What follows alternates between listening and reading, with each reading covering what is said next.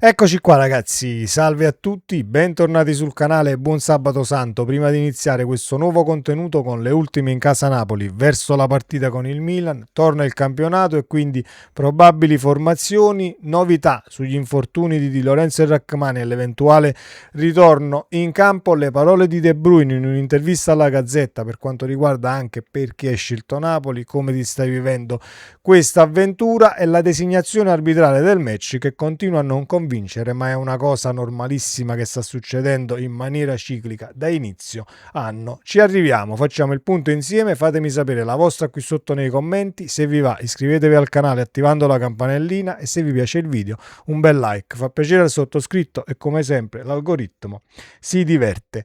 Partiamo dalla probabile formazione che il Napoli potrebbe schierare. Lunedì a Maradona per Pasquetta il Napoli ospita il Milan con un obiettivo chiaro, superare i rossoneri in classifica e conquistare il secondo posto in Serie A. Per riuscirci Conte sa che servirà una prestazione quasi perfetta e uno degli ingredienti principali già nel mirino, tenere la porta inviolata. Il clean sheet ottenuto a Cagliari prima della sosta ha dato fiducia al gruppo e il tecnico vuole che diventi il punto di partenza per la nuova striscia positiva. Juan Jesus è in vantaggio su Olivera dopo il lavoro svolto a Castelvolturno durante la sosta. Sappiamo che Juan Jesus comunque si è allenato senza andare in nazionale. Olivera torna dalle nazionali ed è sempre quasi l'ultimo a rientrare, quindi potrebbe avere ancora qualche scoria da smaltire. Il terzetto arretrato si completerebbe con Buongiorno e Beuke, ma qualche dubbio resta sulle fasce dove Gutierrez, ormai a proprio agio sia a destra che a sinistra, si candida a scalzare Spinazzola. A centrocampo Lobotka e Anghissà sembrano confermati, mentre restano fuori per infortunio di Lorenzo, Rachmani, Vergara e Neres. Ovviamente lo sappiamo. In attacco De Bruyne e McTominay, dietro Højlund con Giovane che resta l'unica alternativa nel caso ovviamente devi far rifiatare il danese e Alisson a partita in corso che potrebbe spaccare il match con dribbling e scatti quando l'avversario comunque ha già giocato una cinquantina di minuti. Io sono d'accordo nel gestire la situazione così, al di là schieriamo di nuovo i Fab Four, De Bruyne, McTominay, Lobotka, Anghissà. Io credo che sia quasi una scelta telefonata per tenerti appunto in panchina dal punto di vista offensivo, visto che Neres non ce l'hai, Vergara non ce l'hai, Lukaku nemmeno, sei cortissimo nel reparto offensivo per poter cambiare a partite in corso e quindi tenerti chi può spaccare un attimo la partita dal punto di vista di rapidità e dribbling come Alisson, tenerlo un attimo sul chi va là per poi farlo subentrare, secondo me sembra una scelta più azzeccata. Ovviamente nel caso poi tu volessi schierare un attacco a 3, metti Alisson dal primo, togli uno tra Scott e De Bruyne, poi devi andare a parare un attimo in mediana quando fai qualche cambio, quindi secondo me è più giusto fare così. Detto ciò, Di Lorenzo e Rachmani torneranno disponibili magari dopo la partita col Parma, saranno valutati a quanto ci fanno sapere prima del Parma o dopo il match con il Parma. Neres, stagione quasi finita, lo rivediamo a fine campionato. Per Vergara mancano 2-3 settimane, quello che ci fanno sapere poi che le 3 settimane diventano un mese a Napoli è diventato quasi un iter normale. Detto ciò, prima di arrivare alle parole di De Bruyne alla Gazzetta, che poi dovrebbero fare il giro, non voglio dire del mondo, ma dovrebbero diventare virali in Italia, ma sappiamo che le cose che poi vengono dette buone su Napoli non vanno mai virali, ma diciamo vanno virali le notizie che danno fastidio, il Lukaku che non torna dal Belgio, Conte in nazionale e quant'altro. Prima di arrivarci la designazione arbitrale. La designazione arbitrale di Napoli-Milan a me non è che convince tantissimo, ma sappiamo benissimo da inizio anno come sta andando questa situazione, quindi io la riporto, ma sappiamo, conosciamo, ecco, i nostri polli. Arbitra Doveri e al VAR ci sarà Mariani. Una coppia che abbiamo già visto in quel di gennaio, verso la fine di gennaio se non vado errato, nella partita contro la Juventus, ma a ruoli inversi. In quel match era Mariani l'arbitro e Doveri al VAR. Lunedì sarà al contrario, Doveri in campo e Mariani al VAR. Cambia poco la zuppa e cercate di fare le cose per bene, perché altrimenti non è che ci arrabbiamo, perché siamo già arrabbiati da un bel po' dal punto di vista della gestione arbitrale, e anche Conte lo sa benissimo cosa e come si deve fare per cercare di far valere ancora di più il risultato in campo. Sarà una partita, per quanto mi riguarda, che dove andranno pesate le giocate dei singoli, visto comunque i Rabiot, i Modric dall'altra parte, il Pulisic da tenere sotto controllo e un Leao che recupera, non recupera, aspettiamo la rifinitura.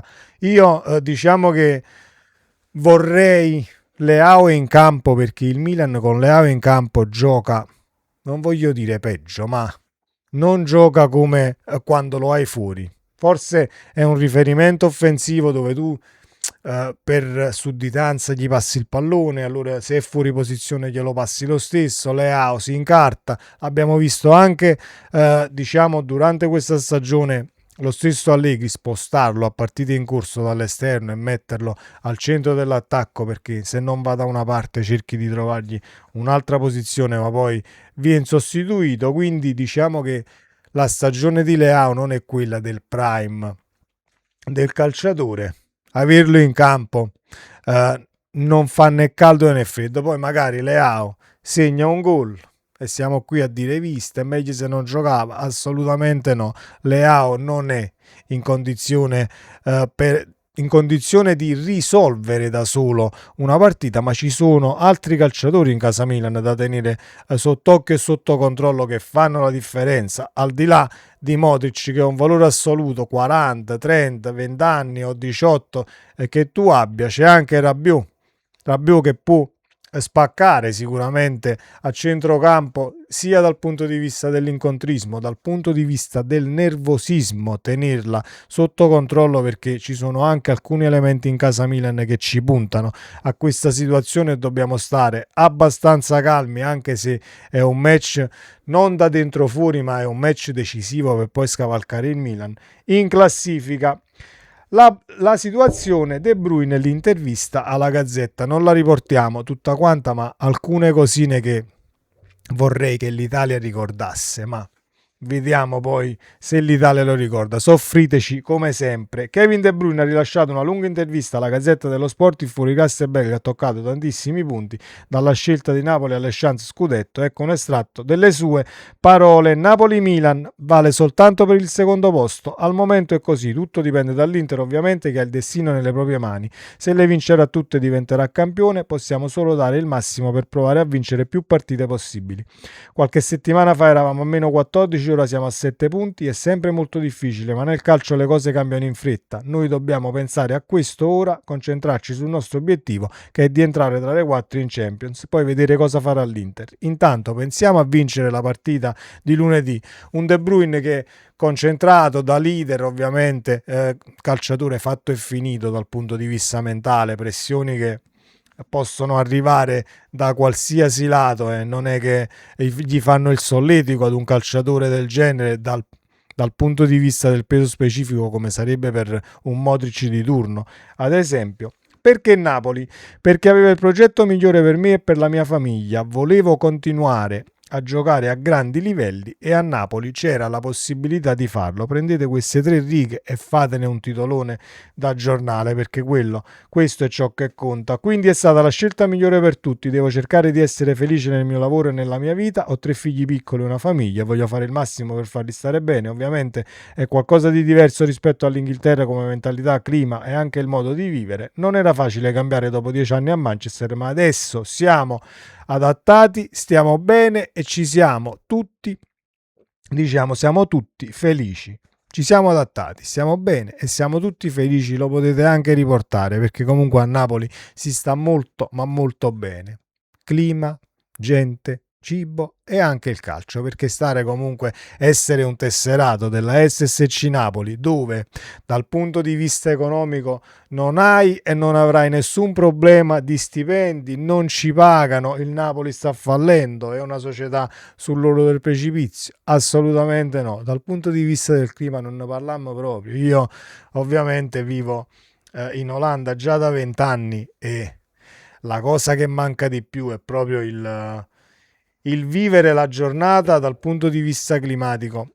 a Napoli, che poi ti cambia tantissimo sia l'umore, sia poi nelle prestazioni giornaliere che devi dare alla vita per andare avanti e portare avanti i tuoi obiettivi. Sicuramente una situazione diversa e forse migliore da poter vivere, perché il sole dà una grossa mano mentale e anche fisica, però giustamente ci sono poi altre situazioni da mettere sulla bilancia in scelte di vita e lavorative, e quindi diciamo che da 20 anni sono qui, ma appena posso vado a ricaricare le batterie a Napoli. Detto questo, mi auguro che portiamo a casa i 3 punti, perché è una partita fondamentale, senza nemmeno farci influenzare tanto dalla partita tra Inter e Roma, che ci sarà prima, giocherai col risultato acquisito, siamo tutti d'accordo, ma io non credo che questa Roma in questo momento